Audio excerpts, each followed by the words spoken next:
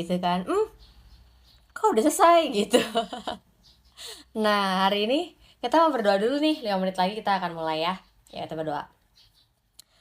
Tuhan, aku sungguh bersyukur bahwa di siang hari ini kami bisa sama-sama untuk meluangkan waktu kami duduk diam dengerin firman Tuhan dari kitab Mazmur. Tuhan, aku percaya bahwa firman-Mu adalah kekuatan, firman-Mu adalah terang bagi jalan kami, firman-Mu adalah pelita sehingga kami dapat melangkah di tengah dunia yang gelap ini. Kami tidak menyerah karena kami tahu Tuhan ada bersama dengan kami dan firman-Mu ada menjadi penuntun jalan kami. Dan aku bersyukur Tuhan bahwa Roh Kudus itu bekerja secara dahsyat dan luar biasa yang akan mengkaryakan setiap firman ini dalam kehidupan masing-masing pendengar, dalam setiap persoalan mereka, kebutuhan mereka masing-masing. Engkau yang menyampaikan Tuhan supaya mereka bisa melakukan firman ini menjadi hidup dan bukan menjadi sia-sia. Aku bersyukur dalam segala keadaan Engkau Tuhan Allah yang memelihara kami, Engkau Allah yang membela kami, bahkan Engkau Allah yang memberikan kesukaan dalam hati kami. Terima kasih dalam Tuhan Yesus, amin. Oh, tadi ada yang namanya Wenli ya. Tadi Wenli cerita kalau dari Mazmur pasal yang ke-6 itu dia melihat bagaimana respon ketika menghadapi kesakitan itu oleh si pemazmur. Mungkin Wenli punya pengalaman ketika sakit. Oke, jadi kita mau bahas Mazmur 4. Saya bacain dulu ya semuanya sampai ayat 9, baru nanti kita ulang lagi dari atas. Oke. Untuk pemimpin biduan dengan permainan kecapi, Mazmur Daud. Apabila aku berseru, jawablah aku ya Allah, yang membenarkan aku. Di dalam kesesakan, Engkau memberi kelegaan kepadaku. Kasihanilah aku dan dengarkanlah doaku. Hai orang-orang, berapa lama lagi kemuliaanku dinodai? Berapa lama lagi kamu mencintai yang sia-sia dan mencari kebohongan? Ketahuilah bahwa Tuhan telah memilih baginya seorang yang dikasihinya. Tuhan mendengarkan apabila aku berseru kepadanya. Biarlah kamu marah, tetapi jangan berbuat dosa. Berkata-katalah dalam hatimu di tempat tidurmu, tetapi tetaplah diam. Persembahkanlah korban yang benar dan percayalah kepada Tuhan. Banyak orang berkata, siapa yang akan memperlihatkan yang baik kepada kita? Biarlah cahaya wajah-Mu menyinari kami, ya Tuhan. Engkau telah memberikan sukacita kepadaku lebih banyak daripada mereka ketika mereka kelimpahan gandum dan anggur. Dengan tentram aku mau membaringkan diri, lalu segera tidur, sebab hanya Engkaulah, ya Tuhan, yang membiarkan aku diam dengan aman. 9 ayat aja sudah aku bantu baca. Mungkin teman-teman semuanya sambil lihat ya dari gadget lainnya atau dari laptop. Mazmur 4. Jadi kalau dari judul perikopnya dalam bahasa Indonesia itu doa pada malam hari. Tapi kalau lihat dari terjemahan bahasa Inggrisnya, answer me when I call. Sebuah kerinduan, Tuhan, tolong dong jawab saya ketika saya memanggil Engkau, ketika saya mencari Engkau. Nah, kita mau baca pelan-pelan ya. Daud bilang, apabila aku berseru, jawablah aku ya Allah, yang membenarkan aku. Jadi Daud meyakini dalam setiap seruannya, Tuhan akan menjawabnya. Nah, seringkali kan kalau misalnya kita mengerti ya, oh Tuhan akan menjawab doa saya gitu kan. Kita berpikirnya pasti Tuhan akan selalu memberikan jawaban yang iya. Padahal sebenarnya apapun itu jawaban yang daripada Tuhan, ketika kita berdoa, ketika kita memanggil Tuhan, Tuhan itu pasti menjawab. Mau itu iya atau tidak, atau tunggu dulu gitu ya. Tapi Tuhan tuh pasti menjawab. Terutama lagi sebelum Tuhan menjawab, pasti Tuhan mendengar. Nah, ada banyak orang kan yang mengira kalau Tuhan menjawab doa kita pasti iya. Halo, nih Dakwa Kristen. Akhirnya ketemu lagi. Iya, udah lama ya gak ketemu. Nah, jadi dari Mazmurnya Daud bilang, apabila aku berseru, jawablah aku ya Allah yang membenarkan aku. Nah, aku mau perhatikan di sini kata yang membenarkan aku. Jadi gini, Daud ini lagi berdoa, lagi berseru kepada Tuhan, ya. Dan Daud katakan, "Ya Allah yang membenarkan aku." Maksudnya gini, ekspresi Daud memandang Tuhan sebagai gunung kudus yang akan bertindak sesuai kebenaran kepada Daud. Aku sederhanakan lagi ya. Jadi Daud ini percaya kepada Allah, ya, yang dimana Daud itu berseru hanya kepada Allah. Dan Daud percaya bahwa Tuhan yang membenarkan dia, maksudnya adalah Tuhan yang bertindak sesuai dengan kebenarannya kepada Daud. Oke, lanjut kita baca. Daud telah melihat ketika berada dalam kesesakan, Tuhan ada, memberikan kelegaan kepadanya. Nah, coba perhatikan kata-kata ini. Di dalam kesesakan engkau memberikan kelegaan kepadaku. Kelegaannya seperti apa ya? Saya ketika baca Mazmur juga dalam merenungkan itu saya membayangkan kelegaan seperti apa ya yang saya dapatkan ketika berada dalam kesesakan. Tuhan memberikan kelegaan seperti apa ya ke saya? Perhatikan. Jadi memang Mazmur tidak menceritakan kelegaan dengan detail seperti apa. Tapi kenyataannya, Bapak Ibu, kita lihat dari pengalamannya Daud, kita lihat dari hidup kita. Ya, di dalam kesesakan, Tuhan memberikan kelegaan. Nah, banyak orang maknai kalau kelegaan itu berarti langsung hilang masalahnya. Orang-orang yang nyebelin itu langsung hilang dari pandangan saya, tidak.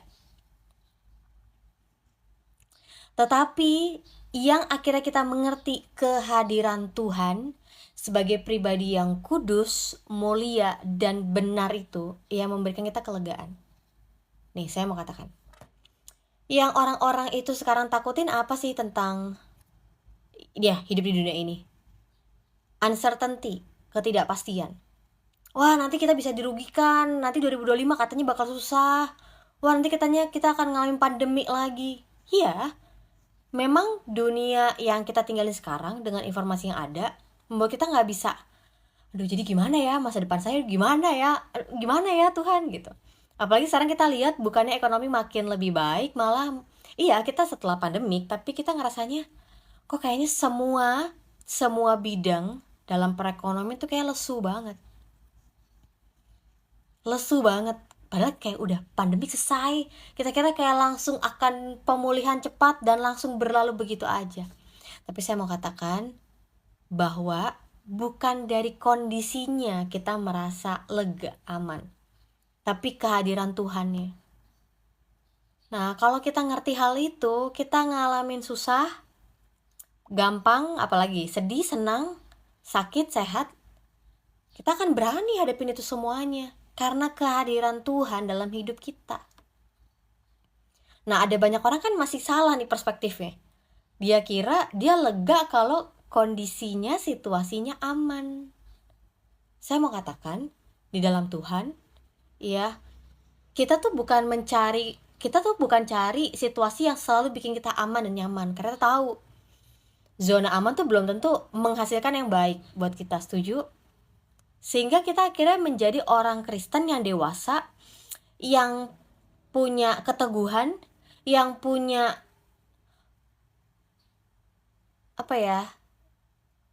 kerinduan untuk tetap berada di dalam Tuhan, mengasihi Tuhan apapun kondisinya. Saya baru aja tadi lagi bikin VT, nanti ya saya edit dulu. Tapi saya mau di VT itu saya bilang bahwa pada akhirnya kita mengasihi Tuhan karena pribadinya, karena dia adalah Tuhan. Jadi kalau misalnya hari ini kita ngalamin kerugian, aduh Tuhan hari ini ya gara-gara saya berbuat yang benar di pekerjaan malah saya dimarahin sama bos. Padahal saya tahu itu tuh nggak benar, makanya saya tegur rekan di kantor saya. Malah dianya yang jadi jauhin saya. Kenapa ya kita berbuat yang benar malah kita dijauhin? Saya mau katakan karena memang dunia ini nggak suka yang namanya kebenaran. Kita udah lihat banyak banget buktinya orang-orang yang tetap berpegangan kepada kebenaran, ya, value yang benar, akhirnya mereka apa? Entah itu mereka dirugikan, masuk penjara, mereka difitnah, mereka dimiskinkan, apalagi nama baik mereka udah hancur. Tapi kan pada akhirnya kita menyadari kebanyakan orang memang tidak suka kebenaran. Sehingga ketika kita orang percaya tinggal di dunia ini, ya kita tahu bahwa memang dunia ini akan selalu kontra dengan apa yang menjadi perkataan dalam firman Tuhan. Akhirnya kita mengerti bahwa oke Tuhan, gak apa-apa, hari ini saya dirugikan, saya direndahkan, saya disakiti karena melakukan kebenaran. Tetapi yang membuat saya lega tuh adalah kehadiran Tuhan. Jadi kehadiran Tuhan sebagai pribadi yang kudus, mulia, dan benar memberikan kita kelegaan. Kenapa? Karena masih ada Tuhan. Kita bisa direndahkan, kita bisa dirugikan, kita bisa difitnah. Tapi kalau kita percaya ada Tuhan yang bersama dengan kita, ya, kita akan bisa laluin apapun. Saya ngomong ini bukannya kayak klise banget sih, loh, karena saya udah ngalamin Bapak Ibu. Dan saya melihat bahwa ternyata lebih tenang untuk bersama dengan Tuhan daripada mengandalkan orang lain. Sampai hari ini saya bisa hidup karena Tuhan. Saya bisa katakan itu. Bukan karena saya mengandalkan dari orang-orang terdekat saya, atau mungkin networking yang saya miliki, enggak. Jadi benar nggak kehadiran Tuhan itu memberikan kelegaan buat kita? Atau itu cuma di hari Minggu doang saya percayanya. Kalau Senin sampai hari Sabtu nggak ada lah Tuhan itu. Berarti kita yang belum membuka diri sepenuhnya terhadap firman Tuhan. Karena ini firman Tuhan bukan hanya untuk dibaca Bapak Ibu. Ini untuk direnungkan dan untuk dijalanin, dihidupin. Tapi saya kan gak semua orang lakukan firman Tuhan. Kenapa? Berhasil gak ya? Gitu kan. Saya mau katakan cobain. Ketika mendengarkan firman Tuhan, langsung lakukan. Lihat hasilnya seperti apa. Ya, daripada kebanyakan kayak udah pokoknya kan saya udah baca, ya udahlah udah baca aja, sayang banget nggak dapat paket lengkap. Mesti ngalamin, hidupin sendiri ayat itu dan lihat hasilnya apa. Nah kan banyak orang tuh kalau dengerin firman Tuhan tuh cuma oh ya tahu, oh yang ini baru nih ya, ini aku belum pernah dengar, cuma nyampe di telinganya doang. Padahal sebenarnya kita bisa renungkan dalam pikiran kita, itu benar nggak ya? Terus gimana ya melakukan firman itu? Setelah melakukan firman itu hasilnya seperti apa ya? Benar-benar akan berdampak seperti apa dalam hidup saya? Dan ketika udah melakukannya, pernah nggak untuk merenungkan lagi, Tuhan ini hasilnya berapa lama ya? Akan seperti apa ya? Karena saya ketika baca firman Tuhan, saya juga belajar untuk melakukannya. Iya dong, malu banget kalau saya cuma tahu firman Tuhan, sekolah lama-lama, baca firman Tuhan, terus kayak cuma ngomong doang. Sayang banget, saya juga belajar untuk menghidupinya. Dan ketika saya menghidupi itu, oh ternyata ini buah hasil yang saya gak pernah tahu sebelumnya ketika saya melakukan firman Tuhan. Makanya setiap kali saya sharing, saya selalu bilang, ayo kita jangan cuma baca, tapi kita juga merenungkan firman Tuhan. Nah, Daud bilang, kasihanilah aku dan dengarkanlah doaku. Jadi, sebagaimana dahulu Tuhan telah menolong Daud ketika berada dalam kesesakan, ya kan? Karena sebelumnya Daud bilang, di dalam kesesakan engkau memberi kelegaan kepadaku. Lalu Daud bilang, kasihanilah aku dan dengarkanlah doaku. Jadi dulu Tuhan udah menolong Daud nih ketika berada dalam kesesakan. Jadi Daud datang lagi kepada Tuhan ya, ketika mengingat, oh ya Tuhan dulu pernah tolong saya dalam kesesakan. Daud datang lagi kepada Tuhan dalam doanya untuk mendapatkan pertolongan. Nah, kebanyakan kan dari kita ya yang udah ngalamin Tuhan, udah banyak pengalaman Tuhan, apalagi kalau bicara tentang pertobatan di awal-awal ya. Di awal pertobatan kita, bukan pertobatan di awal-awal, bukan. Maksudnya di awal-awal pertobatan kita itu dua hal yang berbeda. Di awal-awal pertobatan kita itu kan kayaknya langsung banyak banget dapat pengalaman yang indah, manis, menakjubkan. Wah, kayaknya bener-bener cinta mula-mula ya sama Tuhan. Wah, Tuhan kasih aku jalan keluar. Wah, Tuhan menjamah keluarga aku. Wah, Tuhan kasih jawaban doa bagi aku. Banyak banget pengalaman kita ketika kita bertobat ya, waktu lagi dibaptis. Nah, tapi nggak banyak orang ya mengingat pengalaman itu, dan pengalaman itu membuat dia untuk datang lagi ke Tuhan. Maksudnya, oh ya udah itu kan udah dulu gitu ya. Banyak orang kan berpikir gitu. Itu udah dulu. Padahal pengalaman itu terjadi untuk kita ingat di saat ini, pengalaman di masa lalu bersama Tuhan, untuk kita mengingat lagi di masa ini maupun di masa mendatang bahwa Tuhan telah menolong kita dan kita bisa untuk ditolong lagi sama Tuhan. Ini simple.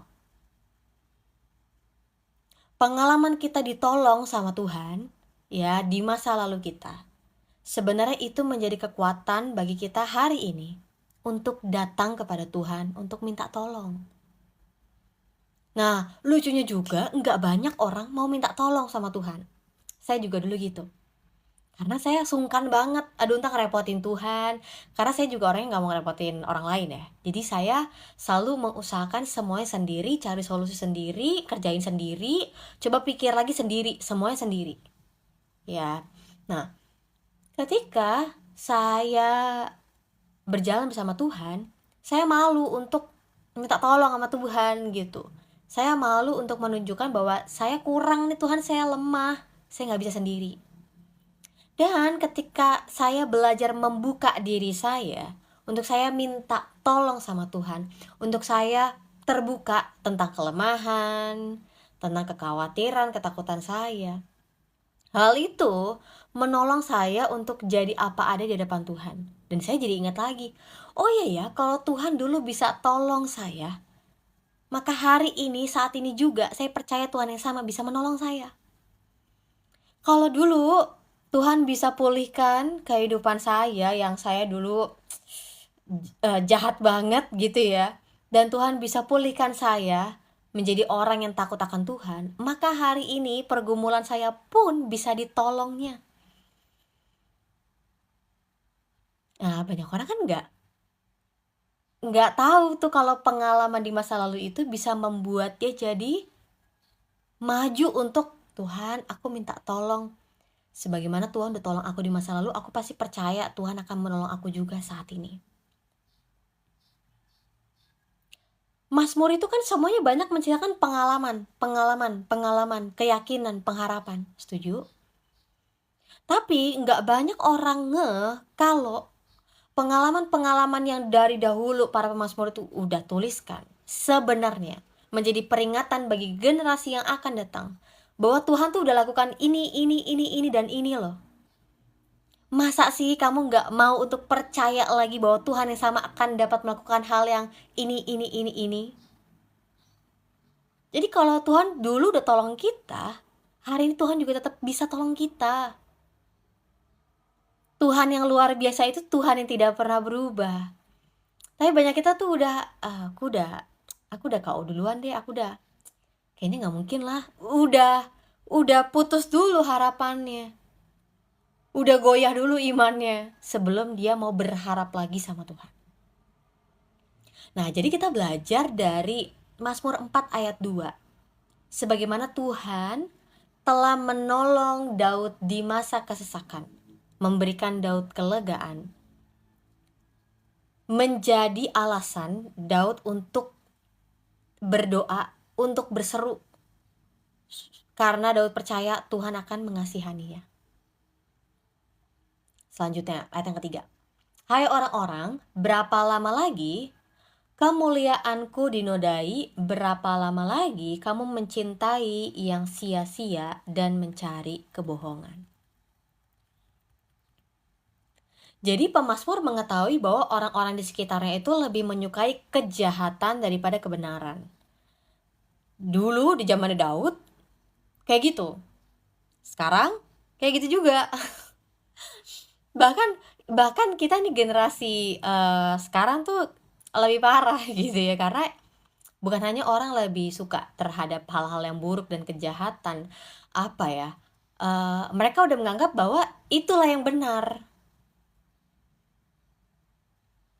Sayang ya, ya, ya, begitulah. Nah, jadi Daud memperhatikan ada sekelompok orang yang menyukai kesia-siaan dan mencari kebohongan untuk kepuasan. Nah, hari ini kan banyak banget orang yang perlu untuk berbohong, perlu untuk berpura-pura untuk kepuasan diri sendiri atau mencari kepuasan orang lain. Tapi saya mau katakan, Anda yang berpura-pura dan terbiasa berbohong, mau sampai kapan? Gak capek, tah? Gak capek berbohong dan berpura-pura? Saya sih capek, karena saya dulu pernah kayak gitu. Saya cerita gini karena saya udah pernah ngalamin ya, Bapak Ibu. Berpura-pura menjadi seseorang yang bukan kita banget gitu ya, demi kita memuaskan banyak orang, demi kita disetujui banyak orang, kita pakai topeng. Dan kita selalu berkata-kata yang manis, kita menyembunyikan kebenaran dengan kebohongan. Saya mau katakan, tunggu sampai titik jenuh bahwa Anda capek berbohong. Jadi orang yang berbohong tuh capek loh. Kemarin tuh waktu ngumpul lama ini ngomongnya apa ya? Iya kan, kan masih sama ya, supaya nanti nggak ada bentrok gitu kan. Kalau misalnya tiba-tiba ngumpul bareng A sama B, kemarin tuh ngomong apa ya? Capek nggak? Capek. Karena orang yang berbohong harus menutupi kebohongan yang satu dengan kebohongan yang lain. Mikirin itu capek. Terus gimana caranya biar nggak capek? Ya ngomong aja apa adanya. Ngomong jujur, jadi apa adanya aja. Ketimbang orang lain mengenal kamu bukan yang jati diri kamu, bukan kamu sebenarnya. Jadi mereka sebenarnya mencintai orang lain, bukan kita. Nah, jadi ada sekelompok orang yang menyukai kesia-siaan dan mencari kebohongan untuk kepuasan mereka. Tetapi Daud berbeda dengan orang-orang itu. Kenapa? Daud mencari dan mengutamakan Allah. Tahu dari mana? Kita baca. Ketahuilah bahwa Tuhan telah memilih baginya seorang yang dikasihinya. Tuhan mendengarkan apabila aku berseru kepadanya. Jadi, Daud mencari dan mengutamakan Allah dan kebenarannya. Sedangkan orang-orang di sekitar Daud, mereka lebih mengutamakan kesia-siaan. Yaitu tadi, menyukai kesia-siaan dan mencari kebohongan untuk kepuasan. Itu kan sia-sia. Tapi berbeda dengan Daud yang mengutamakan Allah dan kebenarannya.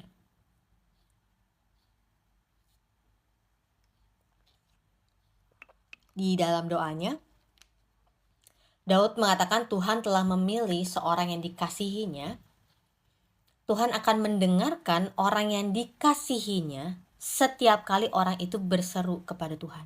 Jadi kita lihat, Daud punya keyakinan yang membuat kita bisa jadi belajar ya, bahwa Tuhan tuh memilih orang yang dia mau kasihi.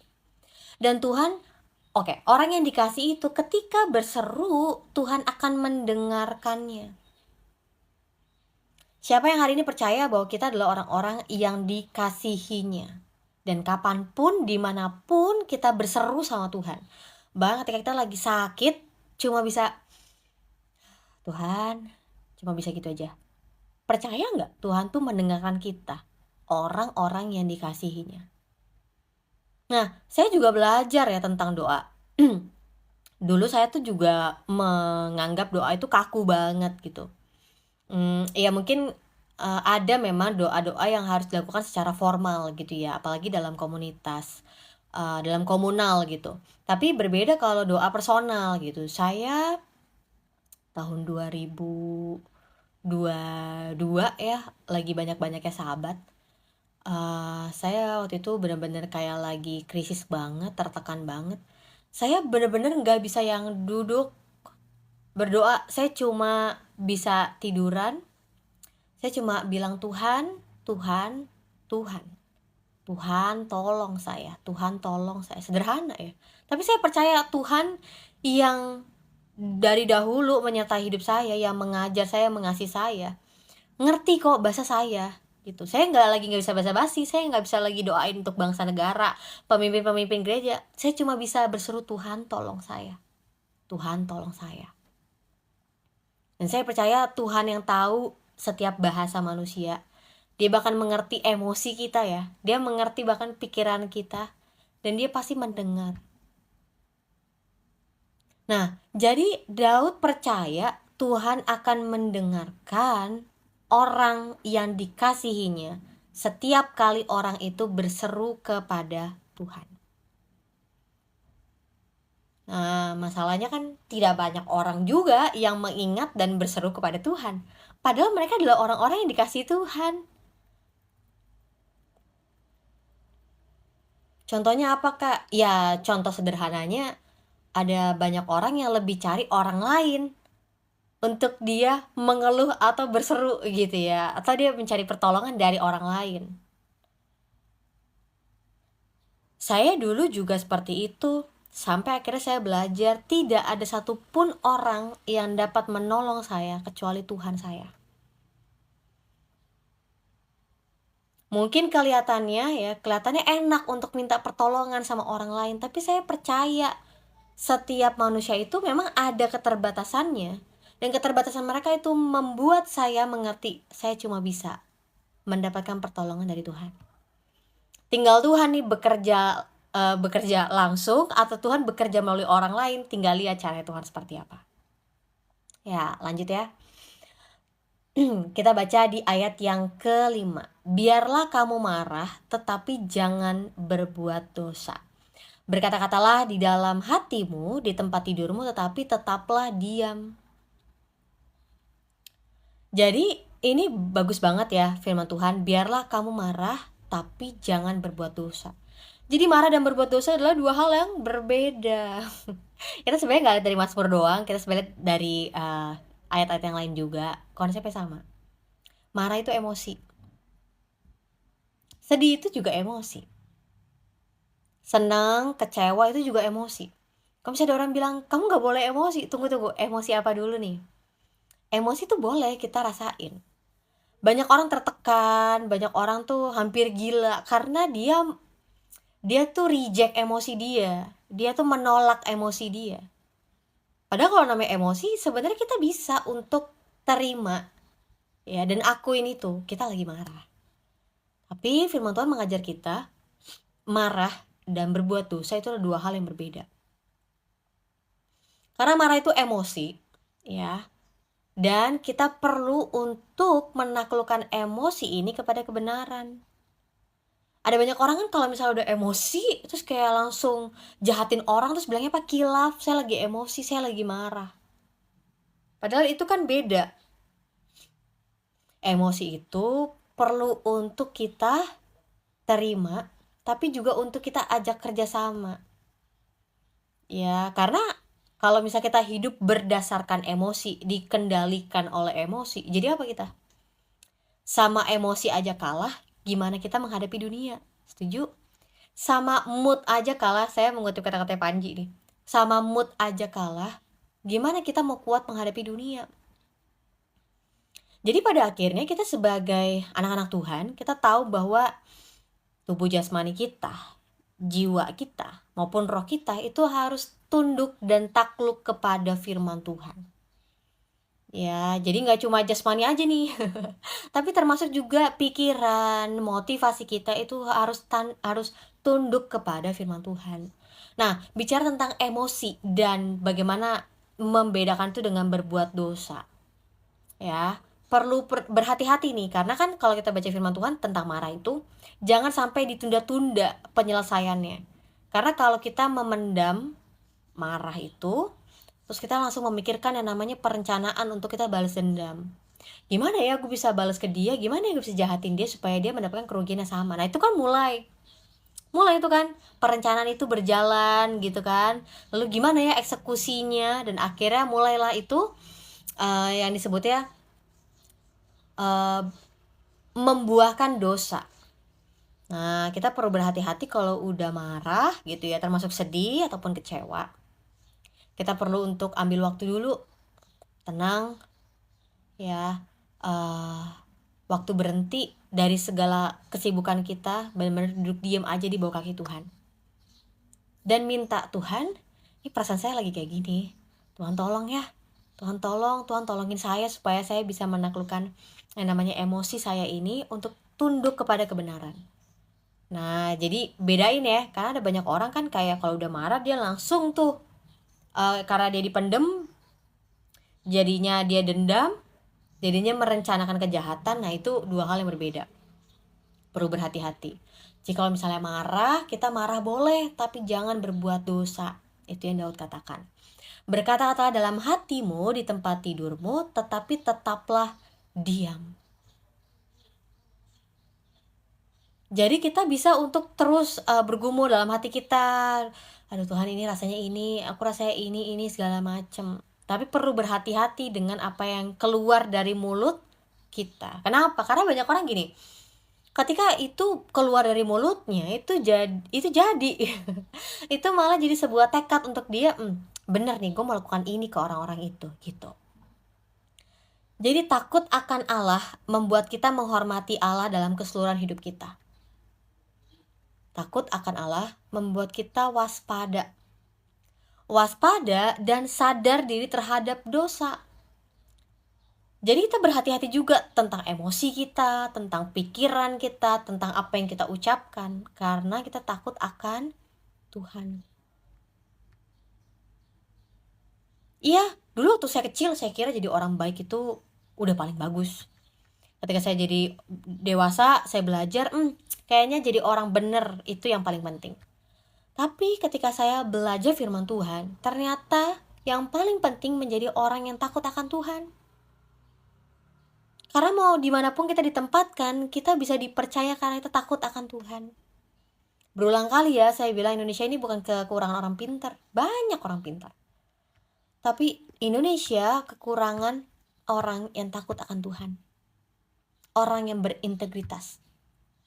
Dan kita sebagai anak Tuhan, kita pasti menjadi orang yang takut akan Tuhan, benar? Dan kita pasti akan hidup dengan integritas, bukan di depan manusia, tapi di depan Tuhan. Sehingga kita gak berani untuk melakukan suatu kejahatan, karena tahu itu akan menyakiti hati Tuhan.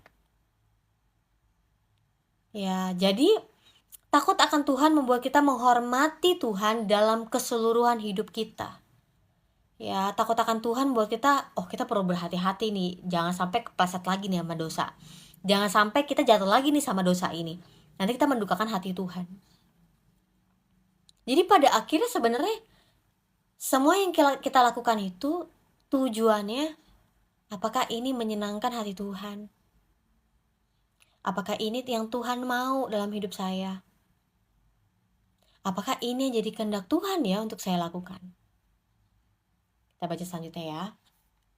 Ayat yang ke-6. Persembahkanlah korban yang benar dan percayalah kepada Tuhan.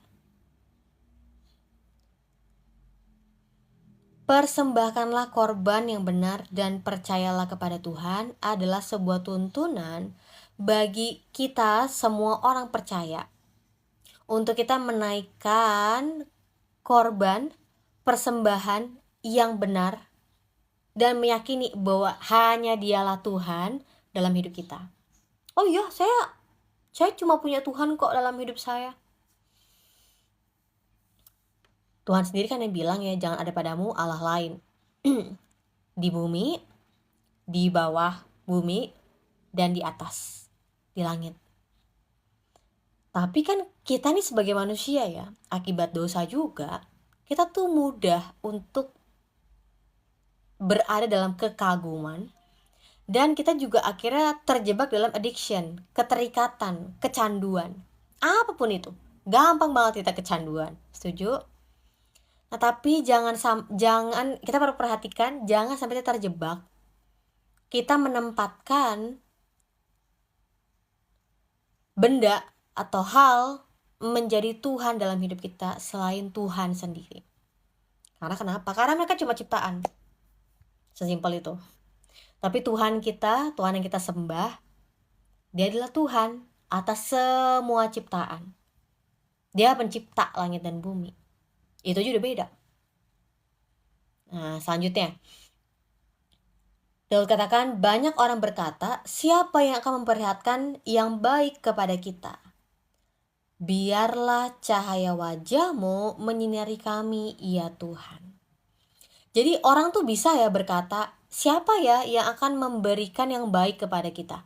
Siapakah yang akan memperlihatkan yang baik tuh akan terjadi kepada kita? Tapi Daud meresponi dengan apa? Daud mengatakan, biarlah cahaya wajah-Mu menyinari umat-Mu, ya Tuhan. Ayat yang ke-8. Engkau telah memberikan sukacita kepadaku lebih banyak daripada mereka ketika mereka kelimpahan gandum dan anggur. Jadi, kenapa Daud katakan biarlah cahaya wajah-Mu menyinari umat-Mu? Karena Tuhan telah memberikan sukacita kepada orang-orang yang dikasihinya. Sukacita seperti apa yang kita akan rasakan yang datangnya dari Tuhan? Sukacita yang luar biasa, melebihi sukacita ketika kelimpahan gandum dan anggur. Jadi ya kita tahu lah ya, kalau orang-orang lagi panen gandum dan anggur ya mereka senang lah, karena waktu panen, waktu mereka menikmati atau bahkan mereka dapat keuntungan dari penjualan itu. Tapi saya mau katakan bahwa sukacita kita datangnya dari Tuhan. Kapan-kapan ya saya bahas tentang sukacita. Jadi sukacita yang kita sering mengerti itu katanya joy, itu orang sering salah makna juga tuh, karena sukacita itu dikira ketika kita mendapatkan sesuatu. Berarti eksternal dong. Sukacita itu dari internal. Dari internal maksudnya apa? Keberadaan Tuhan dalam hidup kita menghasilkan sukacita itu. Jadi kalau kita untung ataupun rugi, sakit ataupun sehat, kita tetap mengalami sukacita dari Tuhan. Karena Tuhan yang memberikannya, bukan dari benda-benda yang kita dapetin. Nah, sukacita juga, orang-orang itu kan seringnya gini, kurang nih, kayaknya perlu punya barang ini lebih banyak supaya saya lebih happy. Nah, tapi kalau sukacita kita yang datangnya dari Tuhan, ya itu akan selalu ada, karena Tuhan ada dalam hidup kita. Makanya terlihatnya dari mana? Yaitu ketika kita ngalamin hal-hal yang tidak terduga, hal-hal yang sulit, hal-hal yang menyakitkan, kita akan tetap bersukacita karena pribadi Tuhan. Jadi saya tahu yang namanya kekurangan. Ya, saya juga belajar mencukupkan diri ketika mengalami yang namanya kurang. Tapi saya belajarnya bahwa Tuhan, kalaupun hari ini saya melihat bahwa saya ada yang kurang, tapi saya tahu Tuhan yang bersama saya yang akan mencukupkan saya. Perspektif saya itu jadi berubah. Jadi saya gak takut kalau kurang. Kenapa? Karena Tuhan yang memelihara dan mencukupkan saya. Nah, masalahnya kita nih, ya manusia, ya kita kan punya pola pikir yang berbeda. Kalau cukup itu berarti ya tiap bulan tuh harus pegang 20 juta, anggaplah di Jakarta. Kayaknya bahkan gak bisa 20 deh, kayaknya 30 atau 40. Tapi sampai hari ini kita melihat, kita yang udah mengalami pandemi, kita yang udah melewati COVID, kita masih bisa hidup. Karena siapa? Karena Tuhan. Dan hidup ini bukan cuma hidup secara jasmani ya. Lihat kehidupan kerohanian kita. Apakah udah menderita juga kak gitu? Maksud saya adalah kita tahu bahwa ternyata kita hidup bukan hanya dari apa yang kita makan, makanan-makanan jasmani, tapi juga dari apa yang firman Tuhan katakan. Jadi menarik juga ya kalau saya lihat. Kadang-kadang saya ketika ketemu teman-teman saya, sepertinya mereka hidup berkecukupan, tapi kok mereka kayaknya nggak pernah merasa cukup ya. Kok kayaknya mereka nggak pernah untuk memilih untuk akhirnya takut akan Tuhan, bersukacita dalam segala hal. Kayaknya kenapa ya gitu. Tapi justru saya melihatnya, kok saya yang biasa aja ya. Bener-bener nggak kurang tapi nggak lebih juga, biasa-biasa aja gitu. Saya justru banyak menikmati berkat Tuhan. Maksudnya ketika saya cukup, ya puji Tuhan. Ketika saya kurang, ya puji Tuhan. Ketika saya lebih, oh ya puji Tuhan. Berarti ini ada bagian orang lain. Jadi sukacita kita apakah datangnya dari Tuhan, atau kita masih bergantung sama hal lain, sama uang, sama pengakuan orang lain, sama kehadiran orang lain, atau sama Tuhan aja. Nah, teman-teman atau Bapak Ibu perlu untuk menjawab sendiri ya. Nah, selanjutnya di ayat yang ke-9, dengan tentram aku mau membaringkan diri, lalu segera tidur. Sebab hanya Engkaulah, ya Tuhan, yang membiarkan aku diam dengan aman. Saya pernah lah gak bisa tidur karena overthinking, pernah.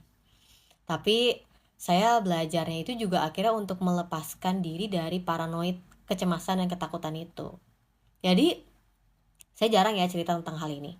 Jadi saya itu orangnya dulu itu paranoid. Ya puji Tuhan lah 5 tahun belakangan ini udah pelan-pelan nggak langsung hilang semuanya gitu ya. Nggak langsung lepas semuanya, tapi kayak berkurang banget, puji Tuhan banget, berkurang banget.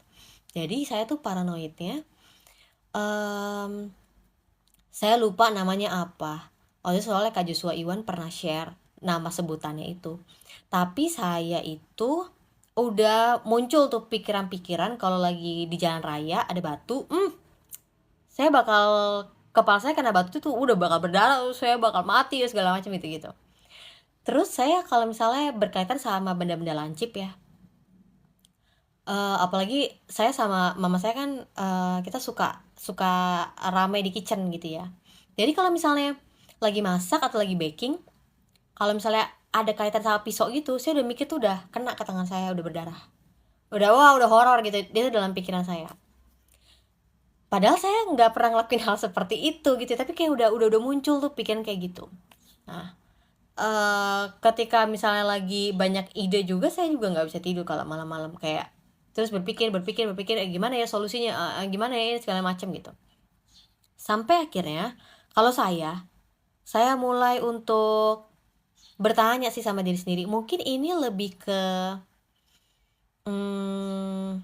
treatment sendiri gitu ya buat diri saya. Karena waktu itu saya juga dapat ini dari Pak Yakub Ezra ya, salah satu timnya itu pernah berbagi ke saya bahwa dia tahu saya punya ketakutan seperti itu. Jadi saya perlu bertanya kepada diri saya, kalau takut emang kenapa? Iya, kalau memang akhirnya kamu misalnya kecelakaan atau kamu luka, terus kenapa? Kalau memang misalnya akhirnya kamu perlu untuk dirawat di rumah sakit, berobat jalan gitu ya, emang kenapa? Bukankah ada Tuhan? Terus saya tenang kan, oh ya juga ya. Iya, kamu sakit pun masih ada Tuhan. Kamu dalam tahap pemulihan pun tetap ada Tuhan. Bahkan kalaupun akhirnya, ya kita semua manusia akhirnya mati ya, kan kita akan tetap bareng-bareng sama Tuhan juga kan, karena kita di dalam Dia. Terus pikiran saya yang ketakutan kecemasan itu lebih tenang, dan akhirnya saya bisa lebih tenang, dan saya bisa melepaskan kekhawatiran, ketakutan, kecemasan, paranoid saya itu. Oh iya ya, kan masih ada Tuhan. Tuhan yang ajaib, Tuhan yang luar biasa, kan masih ada Dia. Lalu buat apa saya takut? Nah, itu membantu saya banget untuk saya lepas dari ketakutan. Apalagi ketakutan yang ada dalam pikiran ya. Nah, selanjutnya, jadi Daud katakan, dengan tentram aku mau membaringkan diri, sebab hanya Engkaulah ya Tuhan yang membiarkan aku diam dengan aman. Jadi Daud dapat tidur dengan tentram karena Tuhan. Menarik ya, Daud dapat tidur tentram dengan Tuhan. Nah, lucunya gini juga kaitan dengan paranoid. Saya kan juga takut ya sama, sebenarnya bukan takut sih, tapi kayak geli aja gitu sama hewan, dalam arti kayak entah tiba-tiba takut kayak ada kecoa lah, atau kayak ada eh apa, kayak hewan apalah gitu kan, udah kebayang-bayang nih, aduh takut nih apa segala macam gitu kan. Apalagi kalau misalnya kayak lagi nginep di tempat teman atau kayak gimana gitu kan, kayak aduh ini tempatnya bersih gak ya, gitu-gitu kan, biasa. Nah, saya tuh akhirnya belajar untuk melepaskan ketakutan saya itu dalam doa. Tuhan, kalau sampai itu kecoa ada ya nih masuk kamar ini, ya udah Tuhan jagain aku. Aku percaya Tuhanku nggak pernah tidur. Tuhan menjaga aku karena aku adalah biji matanya. Nah, uniknya setiap kali ya, apapun hewan itu udah lucu banget, entah itu semut, semut merah, semut hitam, semut gede, semut kecil, kecoa. Kak, kenapa sih di kamar lo lagi digituan semua? Nggak tahu, kadang-kadang kayak ada aja gitu loh. Nah, singkatnya tuh selalu ketika saya bangun, deket sih ada, misalnya deket bantal atau kayak di kasur gitu ya, atau misalnya di lantai, tapi setidaknya tuh nggak kena ke saya. Saya nggak kena apa, cedera apapun gitu, nggak kena luka apapun. Dan saya tuh selalu bersyukur, Tuhan terima kasih tadi malam udah Tuhan jagain nih. Akhirnya saya ngeliat ada semut hitam gede ini, ternyata dia di luar ya, udah mati duluan. Dia nggak kena ke kulit saya. Dan akhirnya itu menjadi iman bagi saya setiap kali saya tidur gitu ya, pengharapan saya. Pokoknya saya udah lihat Tuhan selalu tolong saya ketika saya tidur. Saya bisa tenang. Jadi ini sederhana ya, karena menurut saya ini bantu saya banget. Saya yang takut, banyak takutnya gitu. Nah, jadi Daud dapat tidur dengan tentram karena Tuhan. Bapak Ibu, teman-teman semuanya juga bisa tidur tenang karena Tuhan. Ya ampun, mau tidur aja tuh karena Tuhan ya. Karena dulu saya juga kalau tidur tidur aja. Sampai akhirnya saya, oh ada banyak hal yang aku takutkan dan aku cemaskan ya. Oh yaudah, aku mau belajar untuk menyerahkan kepada Tuhan. Tuhan tidak hanya memberikan sukacita bagi umatnya, tapi juga keamanan dan ketentraman sehingga orang percaya dapat beristirahat dengan tenang. Jadi kita Bapak Ibu, kita itu yang mengasihi Tuhan, yang juga dikasihi oleh Tuhan. Tuhan itu tidak hanya memberikan sukacita bagi kita, tapi Tuhan juga memberikan keamanan dan ketentraman untuk kita bisa beristirahat dengan tenang. Ada banyak kan ayat yang membuat kita bisa belajar orang-orang yang diberkati Tuhan itu akan mendapatkan berkatnya ketika lagi tidur. Nah, saya lagi waktu itu ngobrol pulang gereja sama papa mama. Saya bilang, iya loh ada orang-orang yang memang mengalami gangguan kecemasan sampai sulit tidur. Kata papa saya, hah, ada ya orang yang gak bisa tidur karena banyak pikirannya. Mungkin papa saya orangnya tipikal langsung tidur-tidur aja gitu ya. Saya bilang ada, makanya sampai ada banyak orang yang datang ke sleep coach, terus datang ke psikolog ya kan, untuk konsultasi tentang tidurnya. Karena kurang berkualitas tidur itu menentukan kesehatannya kan, jiwanya ya kan, jasmaninya juga gitu. Jadi hari ini renungannya adalah, ketahuilah bahwa umatnya Tuhan mendapatkan perkenanan Tuhan. Kapanpun kita mau berdoa, kapanpun kita mau berseru, kita cuma bisa bilang, Tuhan tolong, saya udah gak bisa lagi. Tuhan pasti mendengarkan kita ya, karena kita adalah umatnya, orang-orang yang dikasihinya, orang-orang yang telah ditebusnya, orang-orang yang telah dikasihinya, orang-orang yang akan dibawanya kepada kegenapan janji yang sudah dia berikan. Ya, kita lihat Daud, bagaimana Daud mempercayai cuma Allah yang bisa menjawab seruannya, cuma Allah yang bisa menolongnya. Nah, tinggal lihat caranya Tuhan, langsung Tuhan turun tangan ya kan, lewat mujizat, hal-hal yang ajaib, atau Tuhan juga bisa bekerja dengan luar biasa melalui orang-orang. Ya, jadi cara Tuhan tuh luar biasa banget, nggak bisa kita batasin. Ya, nggak bisa kita batasin. Bahkan saya sering kali, saya yang lagi banyak masalah, justru dapat kesempatan melayani orang. dan justru saya yang diberkati dengan mereka. Menarik ya. Jadi, kan banyak orang mengiranya kalau hamba Tuhan tuh mereka selalu kuat, mereka selalu bisa memberikan solusi gitu ya. Mereka selalu akan memberikan jalan keluar, mereka selalu akan menguatkan. Tapi saya belajar bahwa justru menyadari bahwa kita nih semua hamba-hamba Tuhan adalah manusia biasa yang mendapatkan perkenanan Tuhan dan tanggung jawab yang besar untuk melayani umatnya. Saya justru banyak diberkati dengan kehadiran dari jemaat yang Tuhan percayakan. Orang-orang yang Tuhan percayakan untuk saya bantu mereka. Jadi ketika kita ngobrol, ketika mereka menceritakan masalah mereka dalam konseling contoh gitu ya, saya tuh justru mendapatkan jawaban dari permasalahan saya. Oh, Tuhan tuh pakai cara unik ya. Tuhan kirim orang ceritain masalahnya. Sebenarnya itu untuk saya juga gitu. Jadi menarik, cara Tuhan luar biasa. Saya banget ketika live juga, saya juga banyak diberkatin ya. Lihat reviewnya, bukan reviewnya, lihat update-nya orang, atau misalnya dia kasih pandangan dia, saya diberkatin. Ya, jadi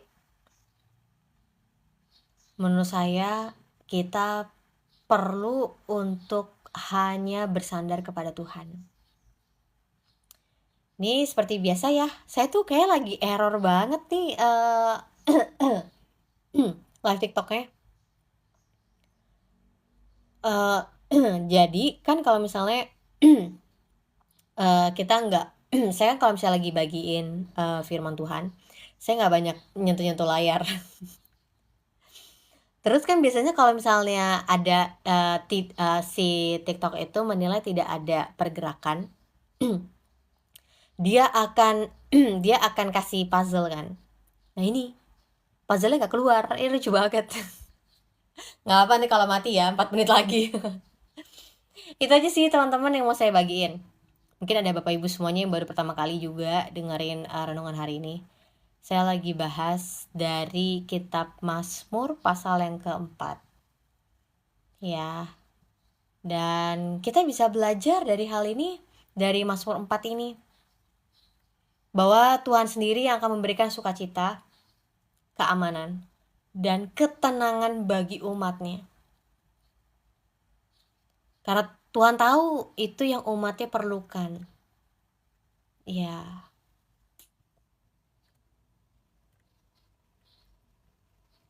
Iya. Itu aja sih yang aku hari ini bisa bagiin. Sebenarnya masih panjang, tapi tidak perlu panjang-panjang, udah jam segini juga. Kita udah tutup aja ya. Saya kalau live juga cuma sebentar. Kita berdoa. Tuhan, aku sungguh bersyukur bahwa hari ini kami bisa belajar dari Daud yang mau berseru dan hanya mengandalkan Tuhan, dan bagaimana Tuhan memberikan sukacita, keamanan, dan ketenangan bagi setiap umatnya. Dan itu menjadi bagian kami juga Tuhan. Biar hari ini setiap Bapak Ibu pendengar yang ada dapat pengertian lebih lagi, dan mereka boleh mengalami Tuhan lebih lagi dalam hidup mereka. Mereka gak cuma sekedar tahu, tapi mereka mengalami. Aku bersyukur punya Allah yang dahsyat, Allah yang ajaib, di dalam nama Tuhan Yesus. Amin. Iya, jadi itulah.